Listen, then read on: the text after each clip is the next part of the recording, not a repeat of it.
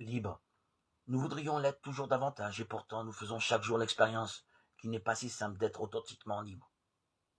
Régulièrement, mis face aux potentialités de notre liberté aussi bien qu'à ses limites, nous réalisons à quel point nous sommes marqués par nos habitudes, nos réflexes de pensée ou nos préjugés. Certes, nous ne vivons pas sans influence, et d'une certaine manière, c'est heureux, parce que notre liberté s'est construite dans une communauté humaine qui porte forcément avec elle ses liens et ses conditionnements. La liberté n'est donc pas une donnée brute et définitive prémunie contre toute appartenance, mais plutôt le résultat d'une histoire, d'un chemin de croissance humaine et spirituelle. Pour apprendre à devenir libre, il convient d'abord de ne pas se tromper sur la liberté que l'on poursuit.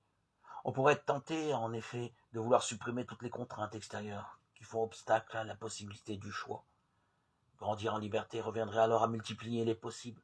Je suis libre de me prendre mon vélo ou ma voiture, d'être médecin ou enseignant, d'aller ici ou là, que sais-je.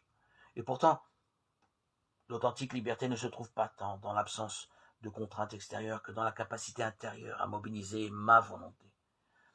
Si je choisis cette profession plutôt qu'une autre, en engageant toute ma personne vers un bien, alors je commence à être libre. La liberté dont on parle se présente alors comme cette ressource intérieure qui vient du profond de l'être et permet à la personne de devenir pleinement l'auteur de sa propre vie. La vie morale exprime cet engagement dans le sens du bien. Il s'agit de ne pas la voir comme une contrainte supplémentaire, mais au contraire comme la voie proposée pour grandir en liberté.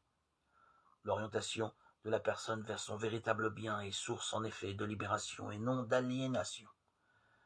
La vie morale consiste en plus en effet à chercher l'authentique bonheur qu'à respecter des préceptes extérieurs. Au-delà de l'expérience morale elle-même, qui permet de saisir qu'il n'y a pas de vraie liberté dans le péché, parce qu'il s'accompagne toujours d'une servitude qui défigure l'homme. La vie morale favorise l'authentique développement de la personne. Être libre, c'est être plus moi-même, c'est-à-dire en possession de moi-même, pour agir selon ce que je suis,